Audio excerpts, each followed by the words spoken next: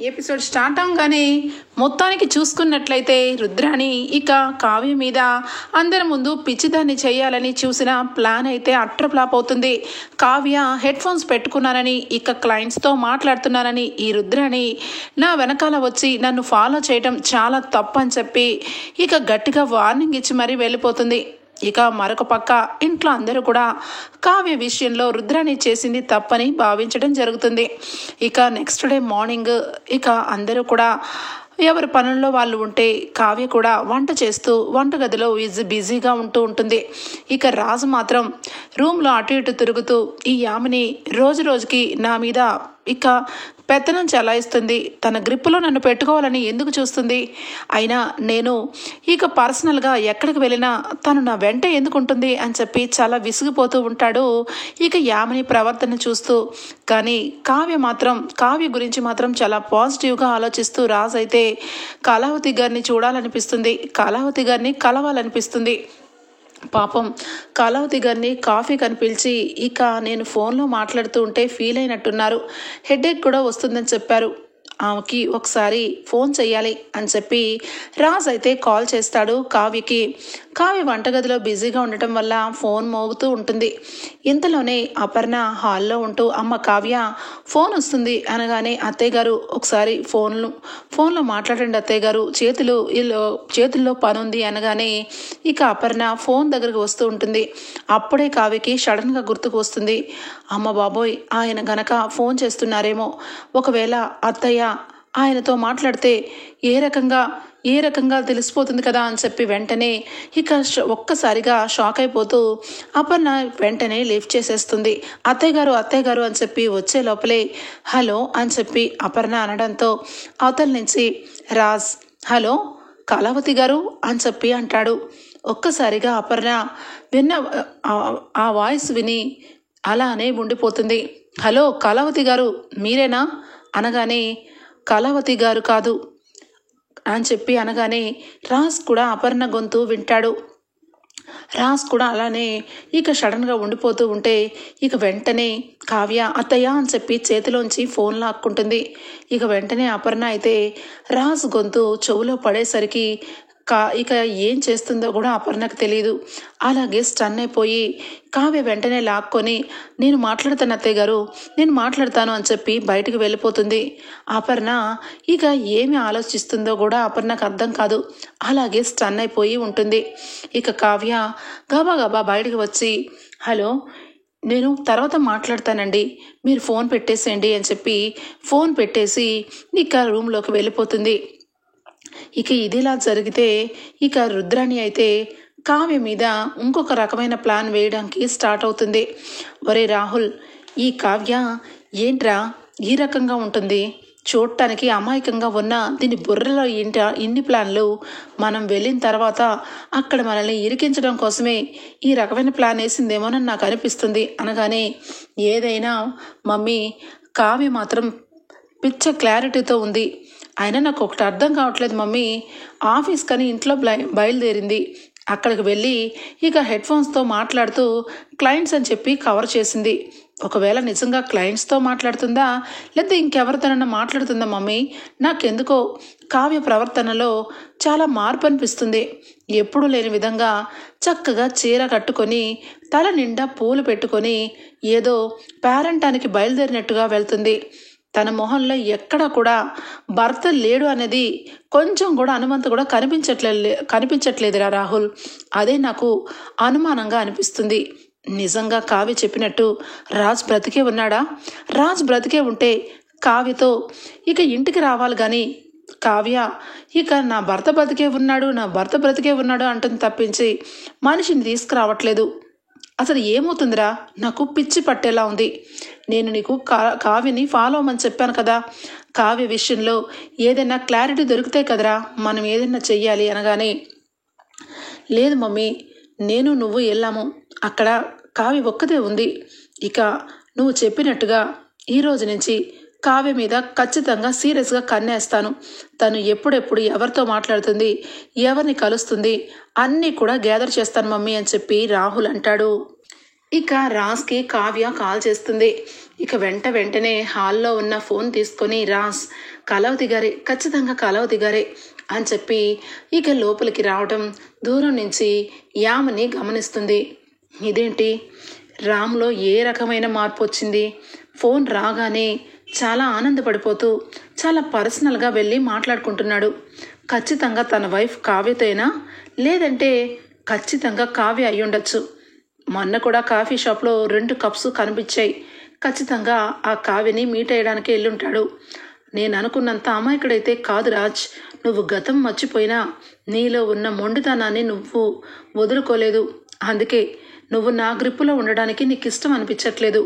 కాబట్టి నేను కూడా నా యాంగిల్ని బయట పెట్టాలి కదా. నేను ఇలా సాఫ్ట్గా ఉంటే నువ్వు మాట వినవు. కాబట్టి నువ్వు నా దారిలోకి రావాలి అంటే ఖచ్చితంగా నేను ఎమోషనల్ బ్లాక్మెయిల్ చెయ్యాలి. అది ఈరోజు నుంచే స్టార్ట్ చేస్తాను రాజ్. ఖచ్చితంగా నువ్వు ఆ కళావతిని దూరంగా ఇక వెళ్ళిపోమని నీ నోటితో నువ్వే చెప్పేలాగా చేస్తాను అని చెప్పి యామిని అయితే అనుకుంటుంది. ఇక రాజ్ అయితే కళావతి గారు మీకు హెడ్ఏక్ అన్నారు కదా, తగ్గిందా అని చెప్పి ప్రేమగా అడుగుతాడు. ఆ మాటలు విని కావ్య, నా హెడ్ఏక్ ఎప్పుడో తగ్గిపోయిందిలేండి. మీరు ఎలా ఉన్నారు? సారీ అండి, నేను మధ్యలోనే ఫోన్ కాల్ రావటం వల్ల నేను ఆఫీస్కి వెళ్ళిపోయాను, అర్జెంట్ మీటింగ్ ఉండడం వల్ల అని చెప్పి కావ్య చెప్తుంది. కావ్య మాటలు విని పర్వాలేదులేండి, నేను కూడా మీ తర్వాత వెంటనే వెళ్ళిపోయాను. అవును, మీరు నాకు ప్రామిస్ చేశారు కదా మంచి ఫుడ్ని ప్రిపేర్ చేసినప్పుడు నాకు పంపిస్తానని, ఎంతవరకు వచ్చింది అని చెప్పి ఇక రాజ్ అయితే చాలా సరదాగా కావ్యతో కాలక్షేపంతో మాట్లాడుతూ ఉంటాడు. కావ్య కూడా టైం తెలియకుండా ఇక స్టవ్ మీద కూర పెట్టిన సంగతి కూడా మర్చిపోయి రాజ్తో కబుర్లాడుతూ ఉంటుంది. ఇదంతా కూడా జరిగిపోతూ ఉంటే ఇక రుద్రానికి ఛాన్స్ అయితే దొరికిపోతుంది. ఏంటి మాడు వాసన వస్తుంది అని చెప్పి కిందికి వచ్చి, వామ్మో మొత్తం కూర మొత్తం మాడిపోయింది అని చెప్పి కింద పెట్టేసి, చూడమ్మా ఒక్కసారి గమనించు, కావ్య విషయంలో మీరందరూ అనుకున్నట్టు నేనేదో కావ్యని కావాలని బ్యాడ్ చేయాలని కాదు. కూర పొయ్యి మీద వేసి ఫోన్లో కబుర్లాడుకుంటుంది, కావాలంటే చూడండి అని చెప్పి ఇక ఇందిరాదేవిని తీసుకొని వెళ్ళి విండో ఓపెన్ చేసి మాట్లాడిస్తూ ఉంటుంది. కావ్య ఇక ఫోన్లో మాట్లాడుతూ ఉండటం చూస్తుంది ఇందిరాదేవి. ఏంటి ఏదో తప్పు చేసినట్టు, ఏదో వింత విషయం జరిగినట్టుగా మాట్లాడుతున్నావు? కూరలు మాడిపోతాయి, అయినా కావ్య వంట చేసి కావ్య వడ్డన చేయకపోతే నీకు రుచించదా? కూర మాడిపోతుంది అంటే నువ్వు అక్కడ ఉండాలి కదా. కావ్య ఎన్నెన్ని చూసుకుంటుంది, ఇటు ఆఫీస్ పనులు ఇటు వంట పనులు అన్నీ కావ్య చూసుకోవాలా? తినడం కాదు రుద్రాని, అప్పుడప్పుడు భోజనం చేయడానికి వంట కూడా సహాయం చెయ్యాలి. ఇప్పుడు కావ్య ఏదో పెద్ద విషయం చేసినట్టుగా ఫీల్ అవుతావేంటి అని చెప్పి ఇక రుద్రాని మాటని కొట్టుపడేస్తుంది ఇందిరాదేవి. ఇక అక్కడ అలా అవగానే ఇక రెండో విధంగా ధాన్యలక్ష్మి కంటబడేలాగా చేస్తుంది రుద్రాని. ధాన్యలక్ష్మి, నీకేమీ అనిపించట్లేదా? ఎవరైనా భర్త కనిపించకపోతే ఒకటి రూమ్లో ఉండిపోయి ఇక బాధలో కుమిలిపోయి వేచారిపోయి ఇక భోజనం కూడా మానేస్తారు, నిజమా కాదా అనగానే, ఎందుకలా మాట్లాడుతున్నావు? అందరూ కాదు కొంతమంది అని చెప్పి అంటుంది ఇక ధాన్యలక్ష్మి.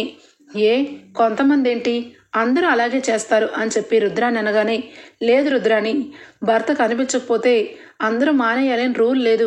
అలాంటి రూలే ఉంటే నువ్వెందుకు బాగానే ఉంటావు కదా అని చెప్పి మనసులో అనుకోగానే ఇక వెంటనే స్ట్రైక్ అవుతుంది రుద్రానికి. అంటే నన్ను ఉద్దేశించి మాట్లాడింది ఈ ధాన్యలక్ష్మి. సరే, వీళ్ళందరూ నా గురించి ఎన్ని సటార్లు వేసుకున్నా నేను వదలను కదా అని చెప్పి ధాన్యలక్ష్మి, కావ్యం చూస్తుంటే నీకు ఏమన్నా డౌట్ అనిపించట్లేదా అనగానే, ఏం మాట్లాడుతున్నావు రుద్రాని? కావ్య గురించి నువ్వే అనవసరంగా లేనిపోని అపోహలు పెట్టుకొని అందరి ముందు ఇక ఫూల్ అవుతున్నావు. కావ్య నువ్వు అనుకున్నట్టు పిచ్చిదేమి కాదు, మనందరినీ అమ్మేసే తెలివితేటలున్నాయి కావ్యలో అని చెప్పి అంటుంది ధాన్యలక్ష్మి. అవును, తెలివితేటలు ఉన్నాయి, అతి తెలివితేటలుంటేనే ప్రమాదం. ఈ కావ్య రాజ్ చచ్చిపోయాడు అని చెప్తే ఇక ఆస్తి విషయంలో కళ్యాణ్కి అలాగే ఇక ప్రాపర్టీకి సంబంధించినవన్నీ పవర్ ఆఫ్ పట్టా ఇవ్వాల్సి వస్తుందని, తన భర్త బతికే ఉన్నాడని కావాలని నటిస్తుంది. భర్త చనిపోయాడు, ఆ సంగతి అందరికీ తెలుసు, కావ్య మైండ్ కూడా బాగానే ఉంది కానీ నటిస్తోంది అని చెప్పి ఇక ధాన్యలక్ష్మి బుర్రలో విషబీజం నాటుతుంది రుద్రాని. అంటే ఏమంటున్నావు రుద్రాని, అర్థమయ్యేలా చెప్పు అనగానే కావ్య కావాలనే ఇక రాజ్ చనిపోయినా బ్రతుకున్నాడని అబద్ధం చెప్తుందని అనిపిస్తుంది. ఇది పక్కన పెడితే కావ్య ప్రవర్తనలో కూడా నాకు చాలా చాలా ఆశ్చర్యం వేస్తుంది. పొద్దున్న లేచి ఫోన్లో ఒకటే మాట్లాడుతూనే ఉంది. ఇక క్లయింట్స్తో మాట్లాడుతున్నానని ఇక అందరి ముందు కవర్ చేస్తుంది. కానీ ఖచ్చితంగా కావ్య మాత్రం ఎవరితోనో మాట్లాడుతుంది. ఈ విషయం ఇంట్లో వాళ్ళందరికీ చెప్పాలనే ఉంది. కానీ ఇంట్లో వాళ్ళందరూ కూడా కావ్య మీద చాలా పెద్ద నమ్మకంతో ఉన్నారు అనగానే ధాన్యలక్ష్మికి ఇక ఫస్ట్ టైం ఇక కావ్య మీద అనుమానం క్రియేట్ చేస్తుంది. కావాలంటే నువ్వే అబ్జర్వ్ చెయ్యి, నన్ను పక్కన పెట్టి నేను అందరి విషయంలో తప్పు చేస్తాను ఒప్పు చేస్తాను ఆలోచిస్తాను పక్కన పెడితే నువ్వే ఆలోచించి ధాన్యలక్ష్మి, కావ్య ఇదివరకు ఇప్పటికి ఎంత తేడా వచ్చింది.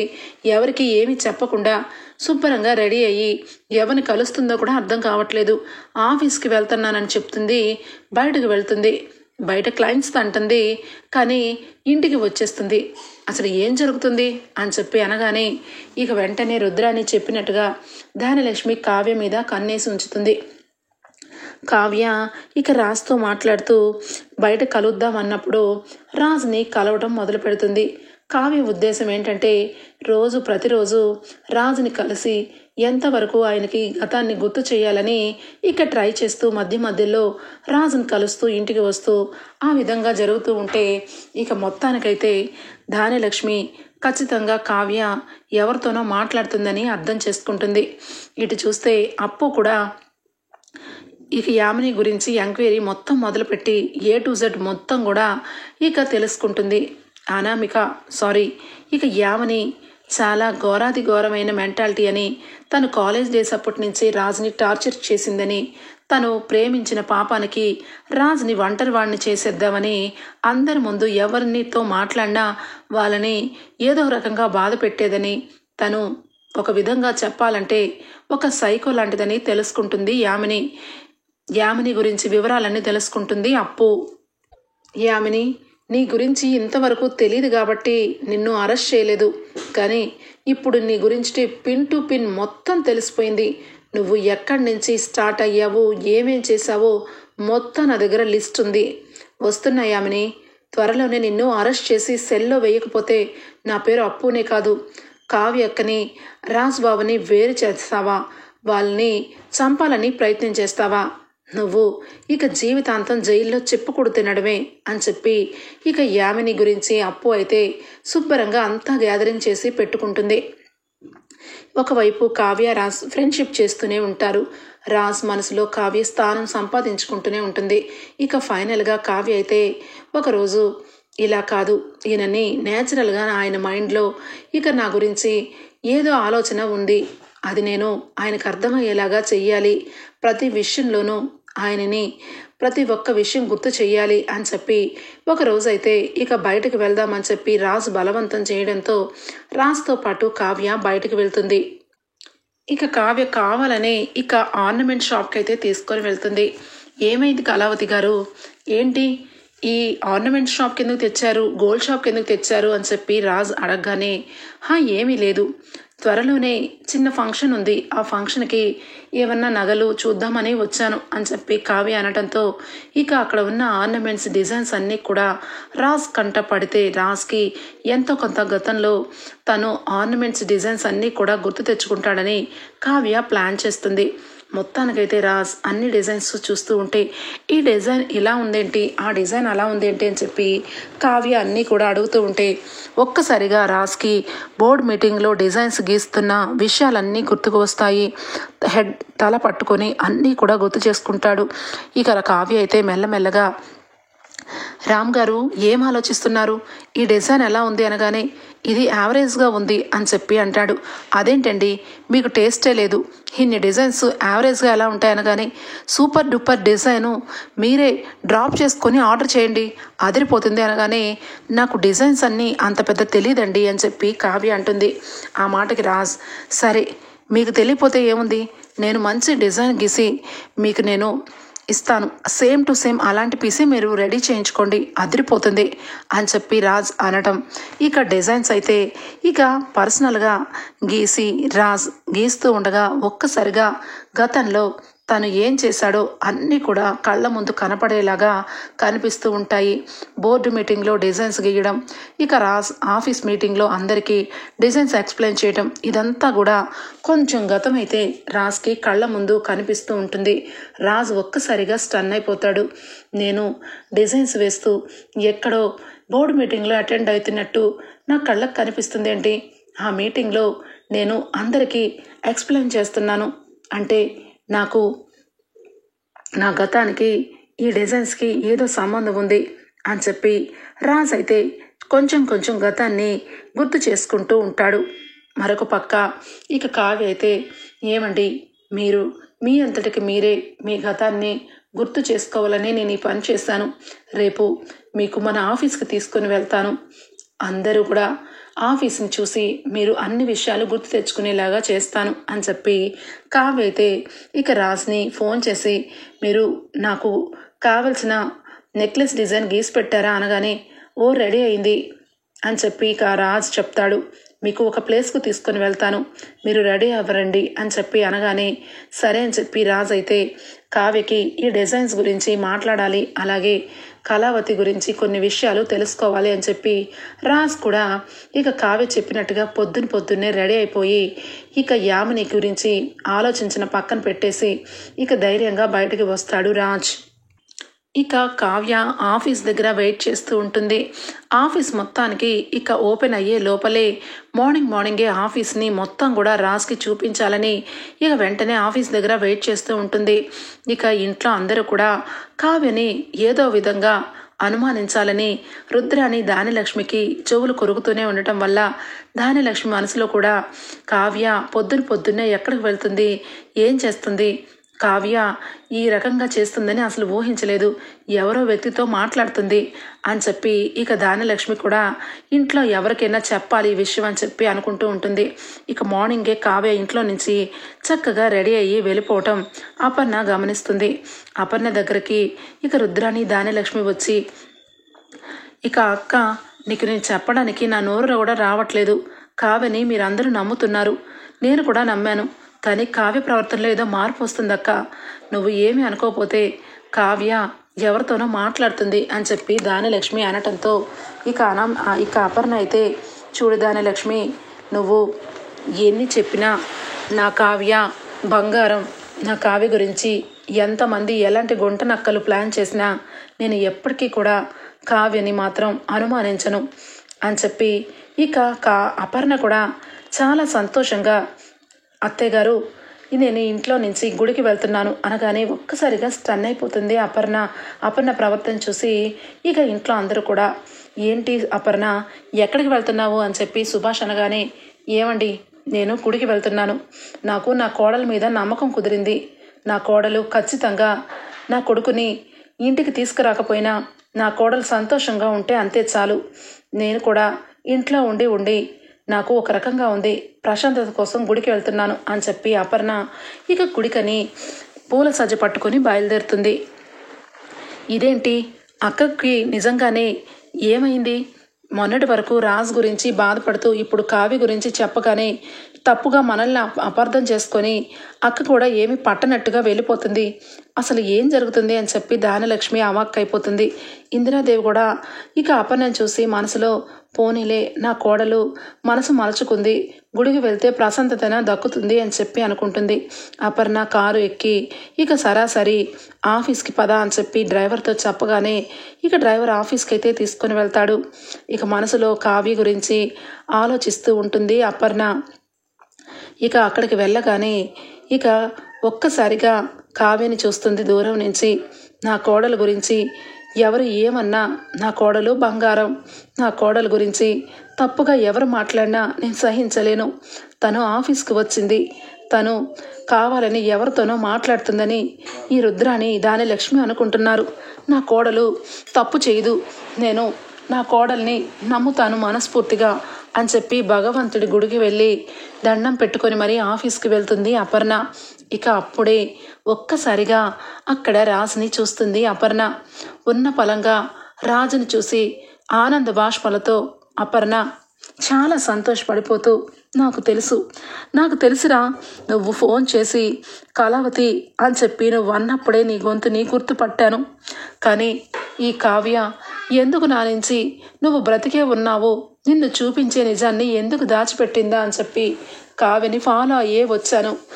నాకు నిన్ను చూస్తుంటే చాలా సంతోషంగా ఉంది నాన్న అని చెప్పి దూరం నుంచి కావ్య అలాగే రాజుని చూస్తూ ఫాస్ట్గా అపర్ణ వెళ్తుంది. అపర్ణ రాజుని చూసి ఇక రాజ్ నాన్న అని చెప్పి గట్టిగా వెళ్ళి ఒక్కసారిగా ఇక పట్టుకొని ఏడ్చేస్తుంది. ఇంతలోనే కావ్య అత్తయ్య గారు అని చెప్పి ఫాస్ట్గా ఇక రాబోతూ ఉండగానే, నాన్న రాజ్, ఏంట్రా నువ్వు బ్రతికి ఎక్కడో ఉండడం ఏంట్రా? ఈ అమ్మ గుర్తు రాలేదా? ఈ అమ్మని చూడాలని అనిపించలేదా? ఏంటి నాన్న, ఏం మాట్లాడవేంటి? నిన్ను చూస్తుంటే నాకు ఎంత సంతోషంగా ఉందో. నేను ఏం చేయాలో కూడా నాకు అర్థం కావట్లేదు. నువ్వు బ్రతికే ఉన్నావు, అంతే చాలు నాన్న, అంతే చాలు. నువ్వు ఏమైపోయావా? ఈ యాక్సిడెంట్లో నువ్వు చచ్చిపోయావని అందరూ చెప్తుంటే కావ్య మాత్రం నా భర్త బ్రతికే ఉన్నాడు, నా భర్తను 30 రోజుల్లో తీసుకొని వస్తానని అందరికీ సవాలు విసిరినప్పుడు నా మనసులో ఎంతో ఆనందం వేసింది. కానీ ఒక్కొక్కసారి అది అబద్ధమని, అది నిజం కాదని నా మనసు చెప్తుంది. కానీ నా మనసు మాట వినలేదు. కావ్య చెప్పిన మాటలే నమ్మాయి. ఈరోజు ఆ నమ్మకమే కొండంత సాక్ష్యంగా నన్ను చూపించాయి నాన్న, రాజ్ అని చెప్పి ఇక అపర్ణ అయితే మొత్తానికి రాజ్ దగ్గర పట్టుకొని ఏడ్చేసరికి రాజ్కి మొత్తానికి చాలా ఒక రకంగా అయిపోతాడు. అపర్ణని చూసి ఇక, ఏమండి, ఎవరు మీరు? ఏం మాట్లాడుతున్నారు? నేను రాజుని కాదు అని చెప్పి రామ్, నా పేరు రామ్ అని చెప్పి ఇక రాజ్ అనడంతో ఒక్కసారిగా కావ్య, అత్తయ్య గారు ఒకసారి ఆగండి అని చెప్పి అంటుంది. ఆ మాటకి కావ్య, ఏం మాట్లాడుతున్నాడు వీడి పేరు రామ్ ఏంటి?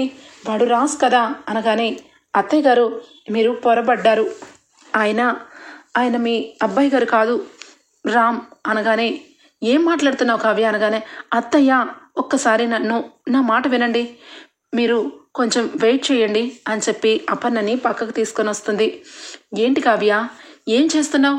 వాడు నా కొడుకు, వాడు రక్త సంబంధంలో నా పేగు పంచుకొని పుట్టినవాడు, నా బిడ్డని నాకు తెలీదా? ఏం చేస్తున్నావు? వాడితో మాట్లాడుతూ వాడు నా కొడుకు కాదంటావేంటి? నాకు పిచ్చి పట్టింది అనుకుంటున్నావా? లేదంటే నీకు నిజంగానే పిచ్చి పట్టిందా?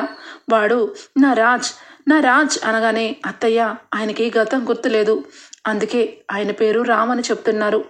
ఆయన మీ కొడుకే, నా భర్త, కానీ ఆయనకి గతం ఏమీ గుర్తులేదు. యాక్సిడెంట్లో తలకి బాగా గాయం అవడం వల్ల గతం మర్చిపోయారు.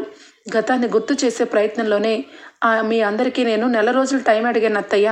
నిజానికి ఆయన నన్ను గుర్తుపట్టలేదు, ఎవరో బయట అమ్మాయనే అనుకుంటున్నారు. మీరు కూడా ఎవరా అని చెప్పి అందుకే అడిగారు అత్తయ్య. ఆయనకి గతం గుర్తు చేస్తే అతను కోమాలోకి వెళ్ళిపోతారని డాక్టర్లు చెప్పారు అని చెప్పి కావ్య ఇక ఏడుస్తూ అపర్ణకి చెప్పగానే ఒక్కసారిగా అపర్ణ ఇక షాక్ అయిపోతుంది. రాజ్ ఒక్కసారిగా తల్లి స్పర్శని ఇక తీసుకునేసరికి ఒక్క రకంగా రాజ్ ఇక ఆఫీసుని చూసి అలానే ఇక కూర్చొని చూస్తూ ఆలోచిస్తూ ఉంటాడు. ఇదెక్కడి కర్మ కావ్య, వాడు గతం మర్చిపోయాడా ఏంటి కావ్య? మనకి అగ్ని పరీక్ష, వాడు గతం మర్చిపోయినా పర్వాలేదు, ఇంటికి తీసుకువెళ్ళి వాడికి ట్రీట్మెంట్ ఇప్పిద్దాం అనగానే, అత్తయ్య ఇదంతా ఒక మాయాజాలం, మీకు తెలీదు, చాలా పెద్ద తతంగమే జరిగింది అని చెప్పి కావ్య యామిని గురించి ఇక జరిగిన విషయాలన్నీ కూడా చెప్తుంది. ఒక్కసారిగా మొత్తం విని అపర్ణ షాక్ అయిపోతుంది. వీడిని ఆ యామిని ఉచ్చి నుంచి కాపాడాలంటే ఏం చేయాలమ్మా? వాడు మన ఇంటికి రావాలంటే ఏం చెయ్యాలి? నా కొడుకని నేను చెప్పుకోవడానికి కూడా లేదా? ఇంత దౌర్భాగ్యంలో బ్రతుకుతున్నానా? అమ్మ కావ్య, వాడికి ఈ తల్లి స్పర్శ అర్థమయ్యే ఉంటుంది అని చెప్పి బాధపడుతూ ఉంటే రాజ్ ఈ లోపలే ఆఫీస్ మొత్తం చూసి రాజ్ గేట్ ఓపెన్ చేసుకొని ఆఫీస్లో అడుగు పెడుతున్నట్టు ఇక అక్కడి నుంచి కళావతి అని చెప్పి కావ్య మొహాన్ని దగ్గర నుంచి చూసి ఇద్దరు ఆఫీస్కి వస్తున్నట్టు, అలాగే కావ్యతో కలిసి ఆఫీస్లో కూర్చొని డిస్కషన్ చేసిన విషయాలు అన్నీ కూడా గుర్తుకు వస్తాయి. రాజ్కి ఏమీ అర్థం కాదు. ఇక ఒక్కసారిగా అపర్ణ బోరున ఏడుస్తూ రాజ్ అన్నది.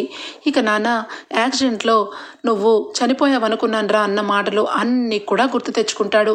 ఇక ఏం చెయ్యాలో అర్థం కాదు.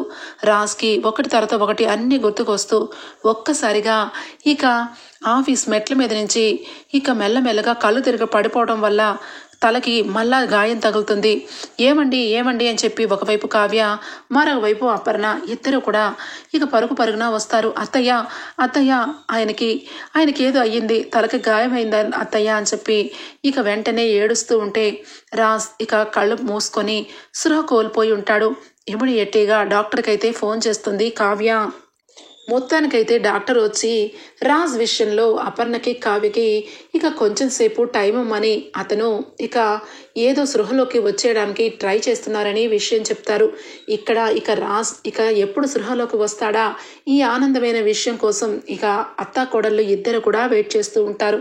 ఇక్కడ ఇలా ఉంటే రుద్రాణి అయితే ఇక కావ్యని అందరి ముందు బ్యాడ్గా చేయడం కోసం ఇక కావ్య ఎవరితో మాట్లాడుతుందో చూడండి, కావాలంటే చూడండి అని చెప్పి చాటింగ్లు, కావ్య ఫోన్లో స్క్రీన్ షాట్లు అన్నీ కూడా ఇందిరాదేవికి అలాగే సుభాష్కి ఇక దానిలక్ష్మికి అందరికీ కూడా చెప్తూ అపర్ణ వదిన పరిస్థితి బాలేదని అపర్ణ వదినికి చెప్పట్లేదమ్మా, కావ్య ఎవరితోనో మాట్లాడుతుంది, భర్త చనిపోయినా కూడా భర్త చనిపోలేదని అబద్ధాలు చెప్పి తల నిండా పూలు పెట్టుకొని సింగారించుకొని రాత్రింబవళ్ళు ఎవరితోనో మాట్లాడుతుంది, పక్కా ప్రూఫ్లతో మీకు చూపిస్తున్నాను అని చెప్పి ఇక చెప్పడంతో ఇంట్లో అందరూ కూడా స్టన్ అయిపోయి అందరూ ఆశ్చర్యపోతూ ఉంటారు.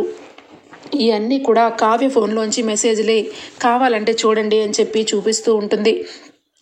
కరెక్ట్గా అప్పుడే ఇక అపర్ణ ఇక కావ్య ఇద్దరు కూడా ఇక రాజును తీసుకొని ఇంటికి వస్తారు. ఆపండి అని చెప్పి అపర్ణ గట్టిగా అరుస్తుంది. ఒక్కసారిగా రుద్రాణి ఏంటి వదినా ఏమైంది అనగానే రుద్రాణి చంప చెల్లుమనిపిస్తుంది అపర్ణ. ఏం మాట్లాడుతున్నావు? నా కోడలు బంగారం, నా కోడలు గురించి తప్పుగా మాట్లాడతావా? నా కోడలు బంగారం కంటే ఎక్కువ. నా కోడలు చాటింగ్ చేస్తుంది. నా కొడుకుకి గతాన్ని గుర్తు చేసే ప్రయత్నంలో ఇక మనందరినీ ఒక నెల రోజులు గడువు అడిగింది. నా కోడలు బంగారం అనగానే ఒక్కసారిగా ఏంటి వదినా ఏం మాట్లాడుతున్నావు? కావ్య పిచ్చి నీకు కూడా అంటించిందా, లేదంటే నిన్ను కూడా పూర్తిగా ఏమార్చేసిందా? రాజ్ చచ్చిపోయాడు అనగానే ఒక్కసారిగా రాజ్ లేదత్త నేను బ్రతికే ఉన్నాను అని చెప్పి రాజ్ కారులో నుంచి ఇక ఎంటర్ అవుతాడు. ఒక్కసారిగా రాజ్ టీవీగా నడుచుకుంటూ స్పెట్స్ పట్టుకొని లోపలికి ఎంటర్ అవగానే దెబ్బకి గుండె ఆగినంత పని అవుతుంది రుద్రానికి రాహుల్కి. ఇక అందరూ కూడా సుభాష్ ఇక దానిలక్ష్మి కళ్యాణ్ అందరూ కూడా పరుగున రాజన్నయ్య అని చెప్పి కళ్యాణ్ ఒకవైపు నాన్న సుభాష్, నాన్న రాజ్ అని చెప్పి సుభాష్, ఒరే మనవడా అని చెప్పి ఇంటి కుటుంబ సభ్యులందరూ రాజుని పట్టుకొని ఒక్కసారిగా ఎమోషనల్ అయిపోతారు. అందరికీ ఇక రాజ్ కనపడడంతో కావ్య రాజుని చూపించి చెప్పాను కదా అమ్మమ్మ, ఆయన బ్రతికే ఉన్నారు, నా మాంగళ్యం ఇక బ్రతికే ఉన్నాడు నా భర్త అని చెప్పి నేను చెప్పాను, మీరెవరూ నమ్మలేదు, కానీ నిలువెత్తు సాక్ష్యాన్ని చూపిస్తున్నాను, నమ్మండి. చూడండి రుద్రాణి గారు, మీరు ఏదో ఆశించారు, కానీ మీరు ఆశించింది ఎప్పటికీ జరగదు. మీరే పిచ్చి ఆసుపత్రికి వెళ్ళి ట్రీట్మెంట్ చేయించుకోండి, ఎందుకంటే ఆయన బ్రతికి వచ్చారు కాబట్టి, మీ మైండ్ బ్లాక్ అయిపోయింది కాబట్టి అని చెప్పి కావ్య ఇక రుద్రాణికైతే కౌంటర్ బాగా విసురుతుంది. ఇక ఒక్కసారిగా అపర్ణ ఏమండి మన అబ్బాయి రాజ్ అండి, నేను కావ్య చెప్పినట్టుగానే అన్ని విషయాల్లోనూ కావ్య మీద నమ్మకం పెట్టుకున్నాను. వాడు ఒకసారి ఫోన్ చేశాడండి, వాడి గొంతు నేను విన్నాను, అందుకే కావ్యని ఫాలో చేస్తూ నేనే వెళ్ళాను. వాడు గతం మొత్తం మర్చిపోయాడండి. ఈరోజు మళ్ళా గతం తిరిగి గుర్తు తెచ్చుకొని మనల్నందరినీ గుర్తుపట్టి మన ఇంటికి మన బిడ్డ వచ్చేసాడు అని చెప్పి ఇక రాజ్ గురించి సంబరపడిపోతూ ఉంటుంది అపర్ణ. ఇక మొత్తానికైతే ఇక అప్పు కూడా ఇంటికి వస్తుంది. బావా నువ్వు సంతోషంగా ఉండాలి, నువ్వు అందరినీ గుర్తుపట్టాలి అని చెప్పి అక్క ఇప్పుడు వరకు ఈ విషయంలో ఎవరికీ బయట పెట్టలేదు, కానీ నీ వెనకాల చాలా పెద్ద కుట్ర చేసింది ఆ యామిని. నీకు అలాగే అక్కకి యాక్సిడెంట్ చేయించింది, స్కూల్ గురించి అలాగే నీ చదువు గురించి నీ ఫ్రెండ్స్ గురించి నీ మైండ్ని అబద్ధం క్రియేట్ చేసి ఇక నిన్ను డైవర్షన్ చేసింది. నిన్ను పెళ్లి చేసుకోవాలని చూసింది ఆ యామిని అనగానే రాజు ఒక్కసారిగా అవునప్పు, ఆ యామినిని నేను ఎప్పుడో దూరం పెట్టాను. అది ఒక సైకో మనిషిలాగే కనపడుతూ ఉన్న ఒక బ్రహ్మ రాక్షసి అని చెప్పి రాజు చెప్తాడు. ఇక వెంటనే కావ్య అత్తయ్య గారు ఇప్పుడే వస్తాం, కొంచెం పనుంది అత్తయ్య గారు, పని ముగించుకొని మళ్ళా మేమిద్దరం వస్తాము అనగానే ఇద్దరు వెళ్ళి విజయంతో రండి, హారతి పల్లెంతో ఎదురుంటాను అని చెప్పి అపర్ణ చెప్తుంది. నా కొడుకుని ఎంత క్షోభ పెట్టినా ఆ దాన్ని ఇక ఖచ్చితంగా సెల్లో వేయించాల్సిందే అప్పు అని చెప్పి అనగానే అయ్యో ఆంటీ, దానిని ఏ రకంగా నేను చెప్పకూడదు తినిపిస్తానో చూడండి అని చెప్పి అప్పు, రాజ్, కావ్య, పోలీసులు అందరూ కలిసి ఇక యామిని ఇంటికి బయలుదేరుతారు. ఇక అప్పటికే యామిని ఇంట్లో పిచ్చిదానిలాగా సైకోలాగా మారిపోయి రాజ్ ఎక్కడికి వెళ్ళినా నా దగ్గరికి తెచ్చుకుంటాను, నేను బ్రతకలేను, వాడికి గతం మొత్తం గుర్తుకు వస్తే నేను బ్రతకలేను, వాడిని ఏదో రకంగా నా సొంతం చేసుకుంటాను, కావ్యని చంపేస్తాను అని చెప్పి ఇక మొత్తానికైతే రివాల్వర్ తీస్తూ ఉంటే ఒక్కసారిగా నీకంత సీన్ లేదు, నీ చాప్టర్ క్లోజ్ అయిపోయింది అని చెప్పి ఇక అప్పు అనటం వింటుంది యామిని. ఒక్కసారిగా పోలీసులు వచ్చి యామినికి సంఖ్యలు వేస్తారు. నా కూతురికి ఏమీ తెలియదు, నా కూతురికి ఇక మైండ్ సరిగా పనిచేయదు, నా కూతురిని అరెస్ట్ చేయొద్దు అనగానే ఒక తల్లిదండ్రులుగా కూతురిని కంట్రోల్ చేసి తనకి ట్రీట్మెంట్ ఇవ్వచ్చాల్సింది పోయి తనతో పాటు మీరు కూడా ఇలాంటి తప్పుడు దీంట్లో సాక్ష్యాధారాలుగా మీరు నిలిచినందుకు సెల్యూట్ చేస్తున్నాను. ఒక తల్లిదండ్రులుగా ఒక మంచిని పెంచాలి కానీ వేరొకళ్ళ జీవితాలని పణంగా పెట్టి నీ కూతుర్ని ఇక అందరం ఎక్కించాలని చూస్తే మొత్తానికి ఇదిగో ఈ గతే పడుతుంది అని చెప్పి ఇక కావ్య అనటం, రాజు వచ్చి మిమ్మల్ని ఎంతగానో నమ్మాను, మీరు చాలా ఘోరాది ఘోరంగా యామినితో కలిపి నా దృష్టిలో చాలా కిందకి దిగజారిపోయారు, ఇంకా చూస్తావేంటప్పు, వీళ్ళని అరెస్ట్ చేసి వీళ్ళు చేసిన తప్పుకి శిక్ష పడేలాగా చెయ్యి అని చెప్పి రాజ్ చెప్పడం జరుగుతుంది. మొత్తానికైతే యామిని కుటుంబాన్ని మొత్తాన్ని తీసుకెళ్లి సెల్లో వేస్తుంది అప్పు. ఇక రాజ్, కావ్య ఆనందంతో ఇంటికి బయలుదేరుతారు. హారతి పల్లెంతో అపర్ణ రెడీగా ఉండి దిష్టి తీసి ఇక బయట పడేసి కావ్యని, రాజుని హక్కును చేర్చుకుంటుంది. ఓకే ఫ్రెండ్స్, రాబోయే ఎపిసోడ్స్లో ఈ విధంగానే జరగబోతుంది. మీకు గనక నచ్చినట్లయితే ఒక లైక్ ఇచ్చేయండి ఫ్రెండ్స్. బాయ్.